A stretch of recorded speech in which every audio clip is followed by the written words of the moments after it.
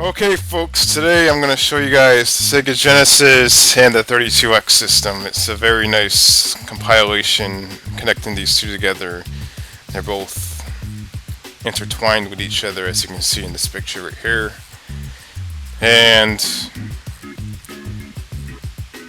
when you combine the power of the Sega Genesis and the 32x, you get the ultimate arcade upgrade for the Sega Genesis. And also, if you have the Sega CD, you have the whole package. The only thing that's left is the Sega Master System converter. And then maybe the Game Shark. Was there a Game Shark back then? No. A Game Genie. Stack up like 5 Game Genies on top of each. Never mind. According to the box, the 32x power and performance is 40 times faster than 16-bit. It has about 32,000 simultaneous colors, a full library of new 32-bit 32x games. So I guess, I'm not sure how much these originally costed when they first came out, but $99 is how much this one was purchased for back in the day. We have a picture down here in the corner of the 32x attached to a second model Sega Genesis with a Sega CD attachment as well. And over here we have 4 games pictured here. Virtual Racing Deluxe once again for the 3rd time. Doom for the 2nd time. Metalhead. And Star Wars the arcade game for the 2nd time. As you can tell, they didn't have a lot of games, so they actually had to put Virtual Racing 3 times on here. On this side, they actually give you the specs, which is quite interesting because they usually don't do that on video game consoles. But for some reason, they give you the CPU specs. They give you the graphics specs. Okay, so once you unbox the 32x, this is basically what it looks like once you start unboxing it. It gives you instructions. It gives you like a rebate, $10 off. I wonder if I can still use this. Just fill it out and mail it to Sega. The Master System power-based converter cannot be connected to the Genesis 32x. Doing so may damage your system. So do not hook up a 32x and a Sega Master System converter. As I mentioned before, bad idea. Now there's the 32x itself. Let's see if we can bring this thing out and take a look at it.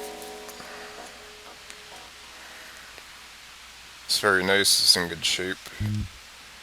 That's the part that goes into the hole right there, the cartridge slot.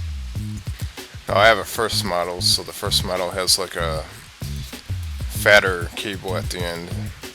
And Model 2 Sega Genesis has a smaller cable for a hookup to the television, so this is your cable. That's how the pins look inside. These little clips, magnetic clips. I just want to show you guys that ahead of time. They actually clip into place and they actually go around the little slot door things right here, and they hold it into place. So that's supposed to protect your Sega Genesis from damage. As you can see here, this is the back of the 32x and the Genesis. This right here is the input going into the 32x, and that's the output coming out of the Sega Genesis. It's a real life transformer. There's the head, the body, and I don't know what that is, but that's hanging off right there. Okay, now that I have the 32x set up, hooked up, plugged in, everything is all set to play, I'm going to show you guys some of the games I have. One by one. Of course, I have Doom, which is, I believe, what came with the system for free.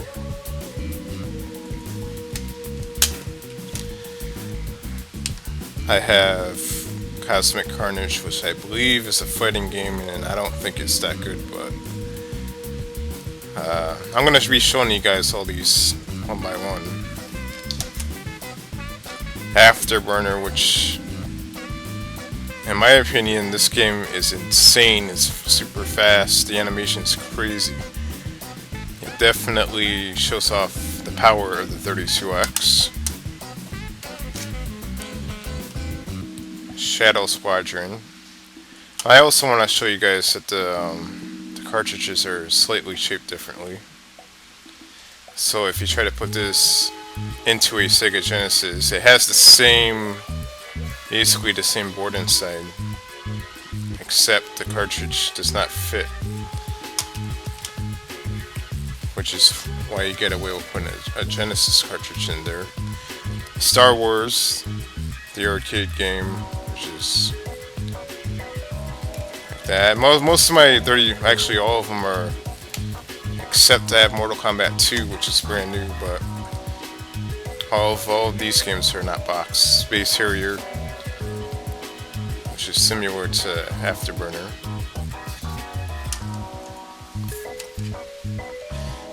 Tempo, which I believe is, I'm not exactly sure of the rarity of this game, but I believe it is a little bit rare.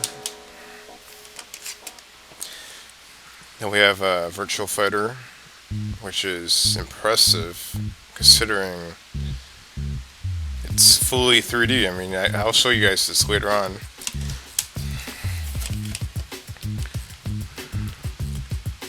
I believe this is pronounced Kolibri.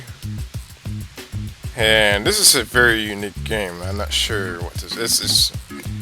The only way I can describe it is Echo the dolphin, except you're not in the water and you're a hummingbird. That's the best way to describe it, in my opinion. It's very creative, it's unique. It's definitely a rare 32x game. I don't know how rare it is, but it goes for over $20 by itself. And then we have Metalhead, which I believe is, if I'm not mistaken, I believe this is like a Mech Warrior type of thing. With also, this is one of those games that pushed the 32x to its limits with 3D graphics. If I believe this is the game I'm talking about, so I'm not exactly sure. I haven't played these yet. I played a few. Virtual Racing, which I have played, and very impressive. I actually enjoyed this game as much as like Ridge Racer 1 on the PlayStation. It's pretty cool. And then here comes another pretty rare game. A lot of people never even heard about this game, but Knuckles Chaotix. It's basically like a Sonic the Hedgehog game on the 32x. And it has a different style of gameplay where you have two characters attached to each other. It's strange, different. And this one right here, I believe, is the rarest game of them all. Blackthorn. I've seen this game on eBay go for quite a bit. I'm just lucky enough I got all these games together. So, Blackthorn. You guys are probably familiar with that game, just it's on Super Nintendo and whatnot. So what I'm going to do next is I'm going to record a little bit of gameplay from some of the games, not all of them, but the ones I think that really demonstrate the power of the 32x. And I'm going to show you guys exactly what I'm talking about. Okay, I'm going to be showing off a few games for the 32x. And this one is Afterburner, which I believe is Afterburner 2, but they call it Afterburner Complete. And I'm not good at this game, but I do love the graphics. And this definitely demonstrates the 2D capability of the 32x. And there's a lot of people that do say that this version of Afterburner is better than the Sega Saturn version, which is surprising. Because usually Sega Saturn has the best 2D games that were available at the time. Which goes to show you the potential that the 32X had at the time. I mean, I would have loved to see like a Street Fighter 2 game on 32X, like a really, really more graphical Street Fighter 2 or Fatal Fury, Streets of Rage, those type of games I would have loved to see remade on 32X. Unfortunately, 32X did not have a whole lot of games, but the games, some of the games that 32X did have were pretty good. As you can see here, if you love Afterburner, this is a must-have right here. Now, as you see, I'm not good at it, like I said before, but if you are good at Afterburner, this is the game you want to try out.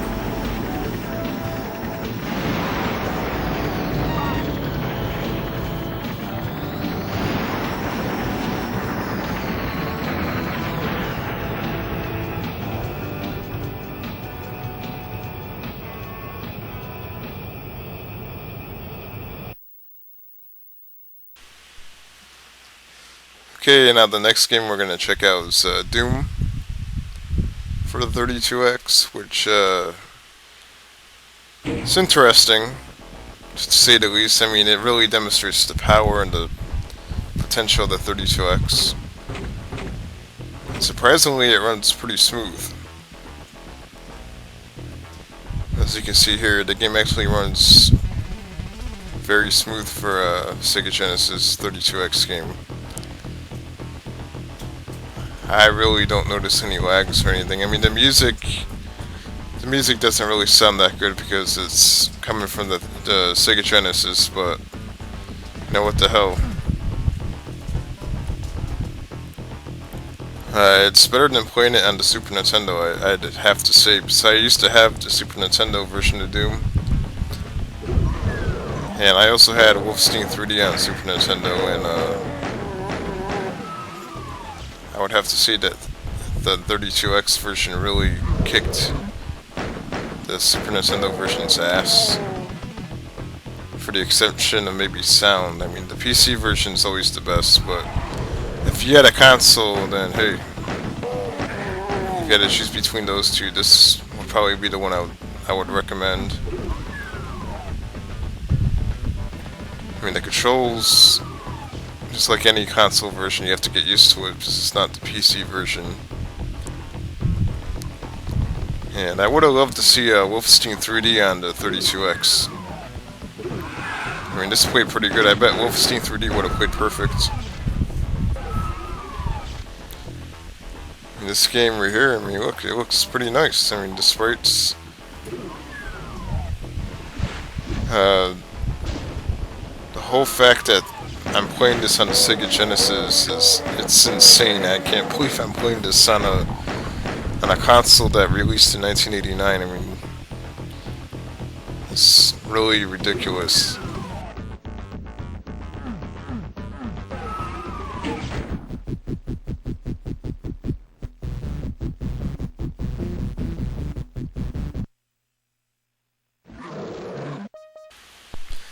Okay, the next game is Kolibri.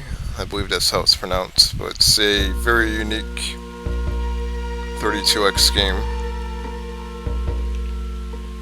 And I've never seen a game like this before. It has a hummingbird, and it plays sorta similar to Echo the Dolphin. It's very original, and the music is pretty nice, considering that it's coming out of the Sega Genesis. I actually like the music.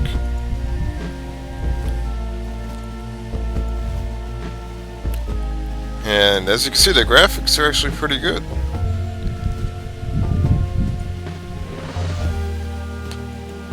Very, very vibrant.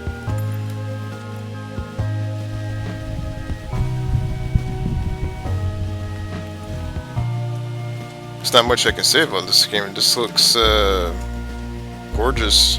It looks like exactly the way it should look for a 32x game, in my opinion.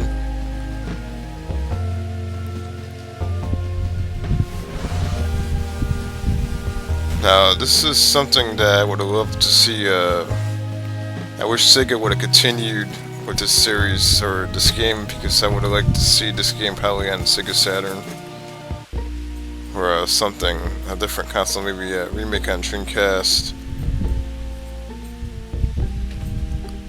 I know they remade Echo the Dolphin. I would have loved to see where they would have went with this game, because it's interesting. I mean, just look at it.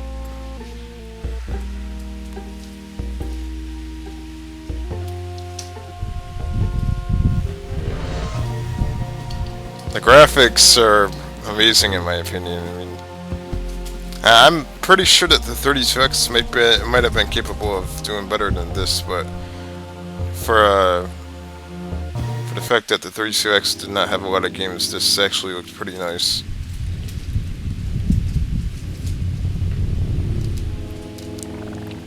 As you can see, something's going on here.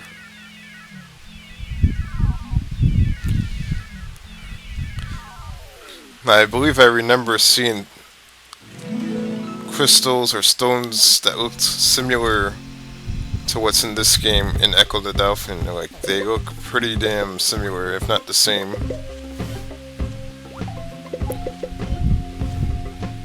Now, surprisingly enough, this game is like a shoot 'em up.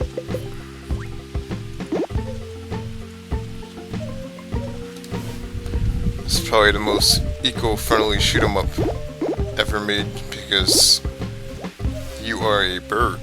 You're not a plane or anything like that, or a jet, or a spacecraft. You're actually a bird, a hummingbird. We got bees. Got your family right there.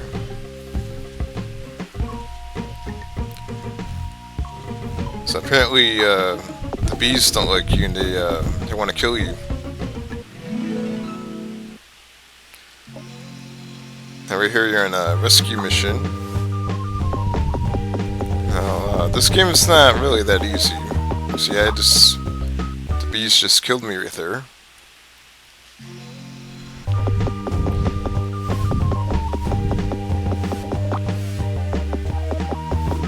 Now, once again, I would have loved to see this game on the Sega Saturn, because, you know, they would have had way better sound quality, and the graphics would have been upscaled somewhat. This game is definitely interesting.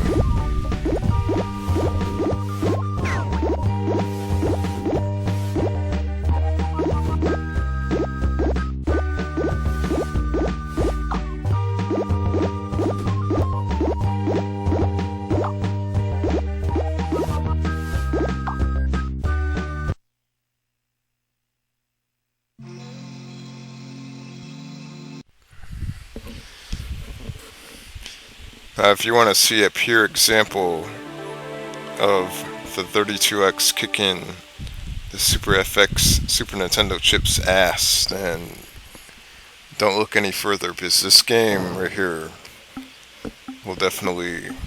I mean, look at this. Now, I know what you're thinking. You're probably thinking, oh, this looks ugly, it's boxy. But what do you have to remember? This is on the Sega Genesis. This is insane. Who would ever even imagine this even running on a Genesis? I have the Sega Saturn version of this game, and I prefer that over this, but I have to give the Sega Genesis and the 32x credit, because this is a system, once again, released in 1989, that is playing a fully 3D fighting game. I mean, this is crazy.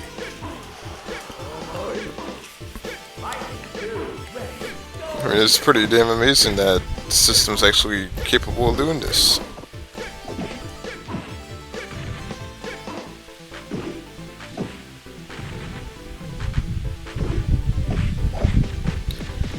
Now, I believe, well, I know that the Sega Saturn version does look a lot nicer And it also sounds a lot nicer, of course. But you have to give credit where credit's due. And I give credit to the 32X for, no, I actually like how that sounds. Let's listen to that.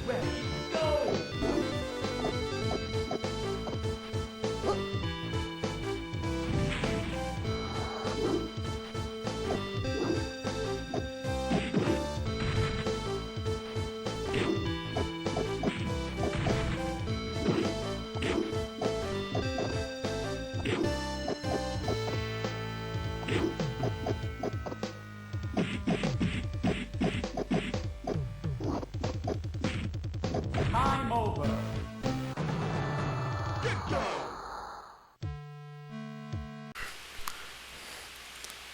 Okay, the next game we're going to be playing is the Virtua Racer racing game on the 32X.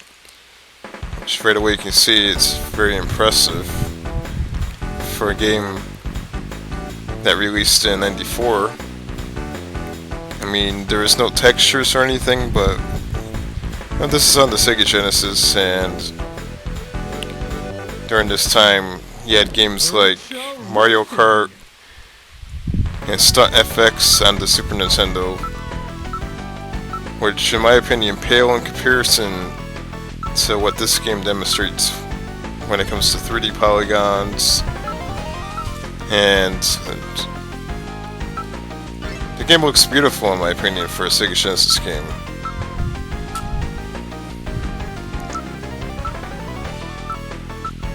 If only the 32X had more games, it would have been the most essential add-on that Sega Genesis ever had. And they probably would have sold more 32X add-ons, but you know, this is the game that I believe they plastered over the box 3 times, because I guess this was one of the best games on the 32X. And it does play very nice. It's as fun as Ridge Racer. Speaking of Ridge Racer, I bet that if Namco somehow tweaked Ridge Racer, it would probably run on the 32X. And I'm speaking about the first Ridge Racer on the PlayStation. And the soundtrack, of course, you want to be able to run on the 32X, so that's somehow you used the Sega CD also, but I bet the game itself might run with no issues, because so far the games I've played run pretty well on the 32X. Like Doom ran pretty good. This game runs, let me look at it. This game runs surprising. Let me look at that. You can even crash similar to a Daytona USA.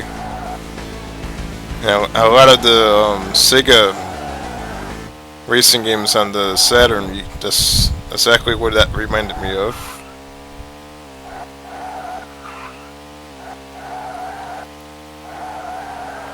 And I do have a Sega Saturn. If you guys want me to show you my Saturn collection, I will.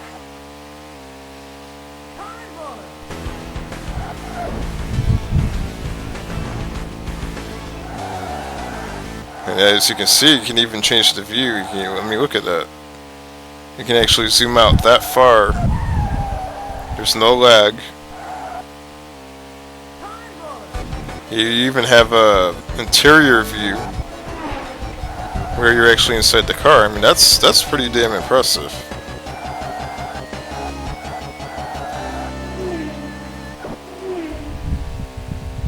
Now this leads me to believe that the 32X wasn't fooling around, it wasn't just a gimmick, it was the real deal. So I really doubt that the Sega Genesis by itself would be capable of doing this. So that thing actually really is a power horse. It's a war horse, to say the least, because once you connect both of those together, man, forget about it. Overall, the 32X, in my opinion, is a nice add-on. It just needed more games. It's unfortunate that it had very little games, but there's too many games available at the time. Too many consoles. I mean, you had a Jaguar, you had a 3DO. I mean, you had everything out during the time this came out. So, people were paying attention to every other console, investing their money elsewhere.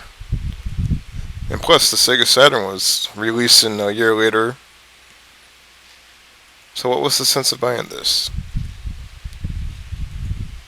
If you owned the Sega Genesis, perhaps you would have went out and bought the 32X because you had value in your Sega Genesis.